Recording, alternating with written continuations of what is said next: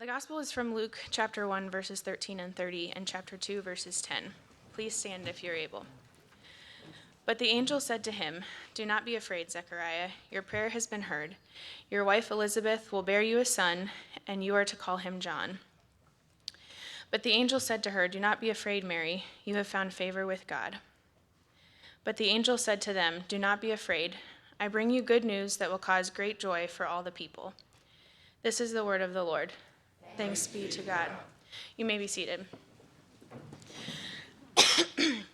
As Pastor Ben said, my name is Whitney Gray. I am married to Isaiah Gray. We have an 8-year-old, Jericho, and a little one on the way, who will hopefully join us in June. Most days I go by Dr. Nelson in clinic. I am trained as a family medicine physician with OB as well. And tonight I want to talk a little bit about fear and faith, and how even when it feels like things are going well, that faith is strong. It still can be hard to place our trust in the Lord. I picked some of these verses primarily because I was looking at all the places in the Bible that said, "Do not be afraid," and that these verses had to do with the people who were going to be bearing children, who were being told not to be afraid. Right before they're told that, an angel shows up kind of out of nowhere, and I'm sure that was a terrifying experience and part of why they're being told not to be afraid. But also, as those of you who have children know, pregnancy, childbirth, raising children can be an uncertain time in life. So I can't imagine how comforting it must have been once Zechariah and Elizabeth and Mary and the shepherds had been told to not be afraid and had seen how the Lord could work and cause his story to be told through them. And then with the Old Testament lesson, knowing that even though things happen in this world and even though we don't have control over all of those things and the events that happen to us, none of that can supersede what the Lord has planned. And if we trust and walk with him during our life, he will surely be sure that his plan is worked in us. It would seem helpful being pregnant that I know things about pregnancy. I've never been pregnant before, so I've never experienced it myself, but I've done a lot of training with pregnant women. But it has been one of the times in life where sometimes I would think that ignorance is bliss, and not being able to know some of the things that I do. I chose to go to a residency program that would provide me a lot of training in OB. So we had a very high volume. We didn't work with any other residents on the floor except for our family medicine residents. So we saw every OB patient who came onto the floor, which meant all of the good and all of the bad. And through my training and time thus far as an attending, I have experienced and walked through some of the most devastating times that can happen during pregnancy with women and their families. And while it's heartbreaking and a kind of secondary trauma that you don't forget, it's also a good thing in that I know how to handle those situations and can treat those patients and be able to walk with them during those very difficult times. But that also means I know the things that can go wrong.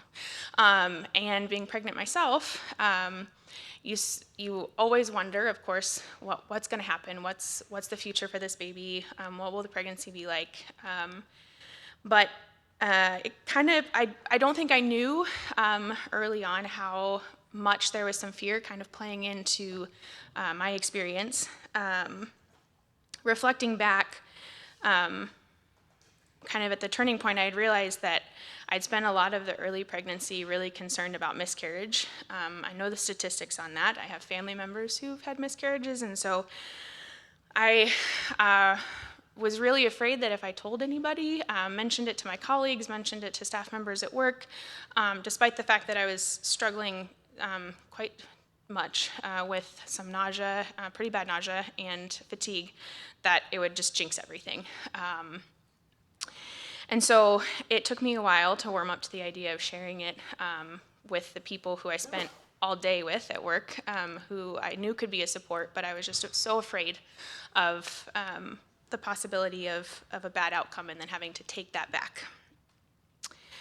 Kind of the next time it showed up was during the early part of pregnancy, and as I was getting closer to second trimester, in the middle of second trimester, I'd been told at a young age that there could be something abnormal with my uterus, and so I didn't know if I'd be able to carry through second trimester, and a lot of unknowns with that, which we then found out was not actually the case, and so we are already at 28 weeks and everything is great.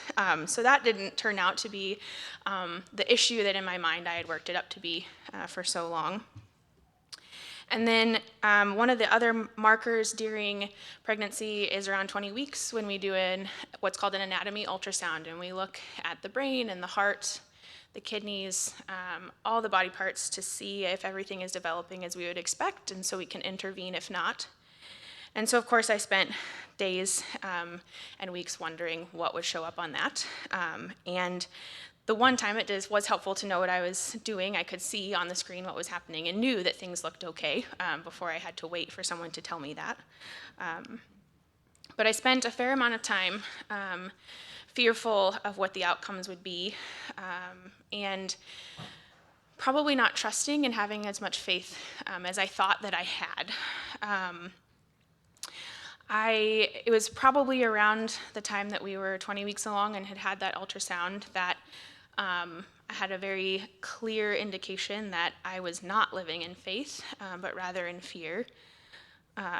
Throughout my life, I've had multiple instances where in retrospect, I've been able to look back and say that was definitely the Spirit moving or speaking to me. Whether it's a gut instinct about where I should go to college or medical school or residency, or I've heard words just clearly in my brain of this is what the Spirit is telling me. And this particular time, I remember it pretty clearly that I heard just this is fear. And it kind of caught me off guard because I thought that I was handling it more like Hannah in the Bible, Samson's mother, who had prayed and prayed and prayed for children and a family. And when that was granted by the Lord, she offered that child back to the Lord in his service. And I thought, I'm holding this loosely and I'm going to give it back to God and I'm trusting in him. And it turns out I really wasn't doing that as much as I thought that I was. I was really more fearful and trying to not hold it closely, hoping that if something bad would happen, perhaps I wouldn't be as attached or be as devastated. So it showed me how even though over the past couple years, especially once I had completed residency, I'd worked really hard on processing a lot of the trauma that happens throughout residency and the things that have happened throughout my life. I thought I was doing really well. I was fixing my coping mechanisms and doing a really good job. And the kind of waiting for the other shoe to drop coping mechanism that had suited me quite well when I was younger has not been helpful. So I was very convicted at that point of I need to really look back into where I'm struggling with having faith that God has this baby and this pregnancy in his control, and that I have to trust that no matter the outcome, he's the one in charge. Which in a way is a little bit interesting because I know even as a physician and the way that I practice, I don't really have a lot of control over outcomes. We'd like to think we do as doctors. And we like to make lots of interventions that will help patients have better lives, better outcomes. But especially in OB, a lot of what we do is just trying to make sure that if anything happens, we know how to deal with it and screening when we can. And we have very minimal control otherwise. And so you would think that I would have had that mindset for myself, but I struggled with that a lot. And so rather than kind of keeping everything at arm's length and not really embracing God's will and God's plan, learning to surrender all over again my life and the pregnancy and baby and everything that is going to come in the future to God and His will.